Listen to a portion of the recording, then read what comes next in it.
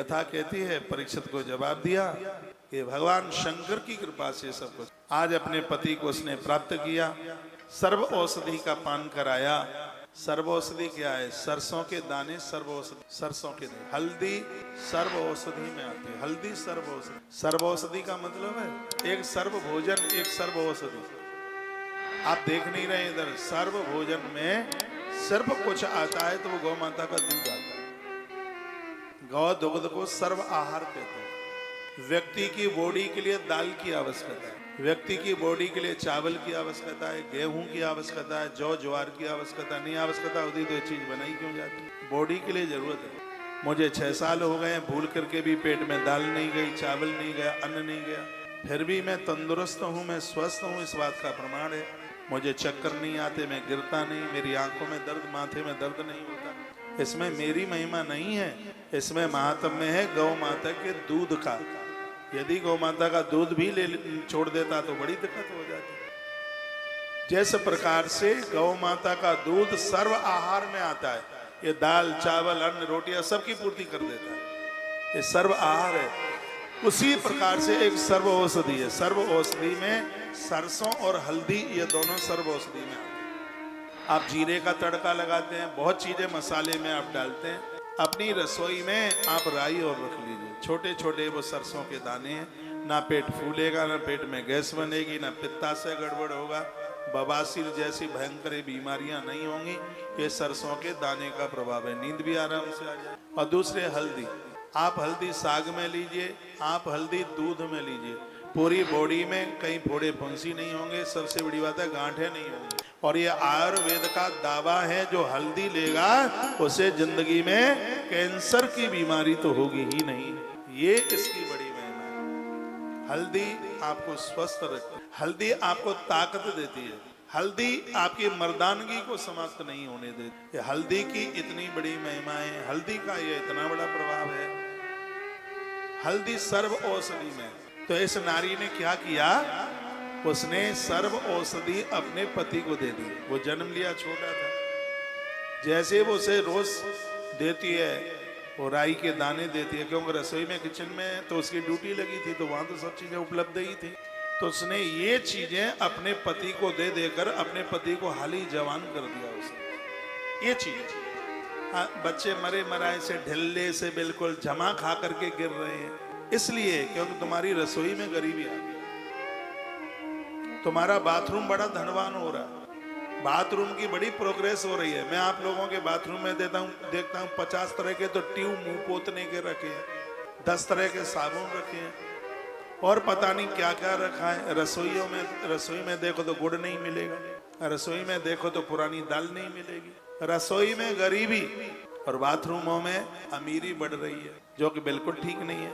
आपकी रसोई में नित्य दूध आना चाहिए। आपको पता है पितर कितने प्रसन्न होते हैं दूध से। जिन घरों में दूध से महादेव को स्नान कराया जाता है, उस परिवार में कभी सांप नहीं काट सकता। ये हमने लिंग पुराण में पढ़ा है। सर्प नहीं टेंशन करेगा, सांप नहीं काटेगा। सांप के काटने से मौत नहीं होगी, ये दूध का प्रभाव है। प्रत्येक दिन आप दूध के बिना रह लेंगे, बच्चा कॉफी के बिना नहीं रहता। बिना दूध की चाय भी किसी काल से कम नहीं है। कथाएं तो मैं आपको सुना ही रहा हूं, लेकिन आपके बीच में ऐसी बातें भी मैं प्रमाण के साथ रख रहा हूं, जो बातें आज व्यासपीठ से चखने को मिल ही नहीं रही। पता ही नहीं कि सर्व औषधि क्या है। सर्व औषधि के द्वारा रति ने अपने पति को जवान कर दिया। जैसे ही वो बड़े हुए, प्रद्युम्न नाम है उनका, नारद जी ने नाम रखा के चैलेंज दे दिया। युद्ध ऐसा हुआ, सम्रासुर के सामने देवता कांपते थे, लेकिन भगवान श्री कृष्ण के पुत्र ने, ये भी मजबूती पत्नी के द्वारा दी गई थी। ये तो आपके हाथ में है। आप अपने बच्चे को और अपने पति को क्या खिला रहे हैं? अमृत खिला रहे हैं कि जहर खिला रहे हैं? ये तो आपके हाथ की बात है, ये आपके हाथ बात है। मैं आपको टंच नहीं कर रहा हूँ, प्रार्थना पूर्वक मुझे क्षमा कर देना, कोई बात आपको बुरा ना लगे।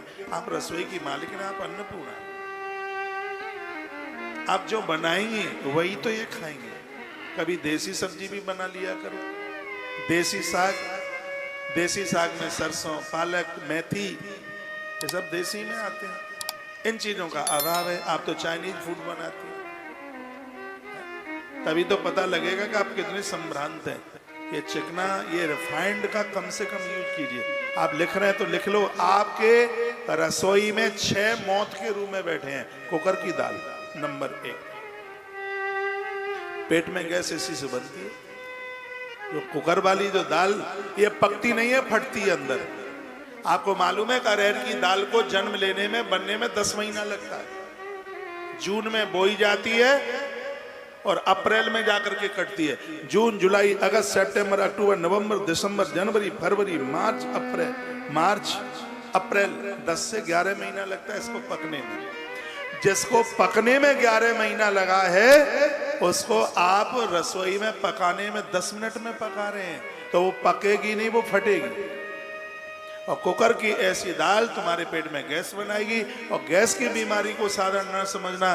पेट में गैस बनेगी, हार्ट अटैक तक पहुंचा देगा, हार्ट अटैक की स्थिति हो जाएगी। इसलिए ये कुकर तो बहुत बड़ा दुश्मनी का काम कर रहा है। मैं बड़ा भाग्यशाली हूं, मैंने अपनी लाइफ में कुकर की पकी हुई कोई चीज यूज नहीं करी। ऐसा नहीं है कि बातें आपको ही सुनाने के लिए। कुकर को, अब तो मैं अन्न खाता नहीं, जब खाता भी था तब कुकर को इस्तेमाल नहीं किया। ये मारने की तैयारी कर रहा है। कुकर की कंपनियां बहुत करोड़पति वाली। एक कुकर का परहेज कीजिए, इसको कम से कम यूज कीजिए। इसमें बनाते हो तो ढक्कन थोड़ा हल्का खोल करके रखिए, उसके अंदर गैस ना बने। थोड़ा सिलेंडर तो ज्यादा लगेगा, पर स्वास्थ्य के लिए लाभ तो मिलेगा। दूसरा है मैदे की चीजें। मैदा, जिसको व्हाइट पॉइजन कहते हैं, सफेद जहर, मैदा की चीजें। चाइनीज फूड में ज्यादा से ज्यादा मैदा लगती है, उसका आप ज्यादा से ज्यादा इस्तेमाल करते हैं। तीसरा है फ्रिज का पानी। चौथा है आयोडीन नमक, समुद्री नमक। सैदा नमक आएगा तो 28 रुपया किलो, महंगा तो पड़ेगा, डायबिटीज नहीं बढ़ने देगा, कैल्शियम की कमी नहीं होने देगा, ब्लड प्रेशर को नीचे ऊपर नहीं जाने देगा। ये सैदा नमक की इतनी बड़ी गुणवत्ता है। मैं भाग्यशाली हूँ, मैंने 27 साल से आयोडीन नमक नहीं खाया। मैंने 25-26 साल से लाल मिर्च नहीं खाई। तो ये परहेज किए हैं, आपको बता रहे, इसलिए स्वस्थ हैं।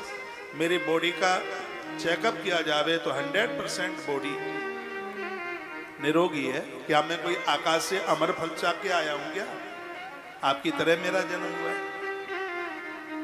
ऐसा आप भी कर सकते हैं।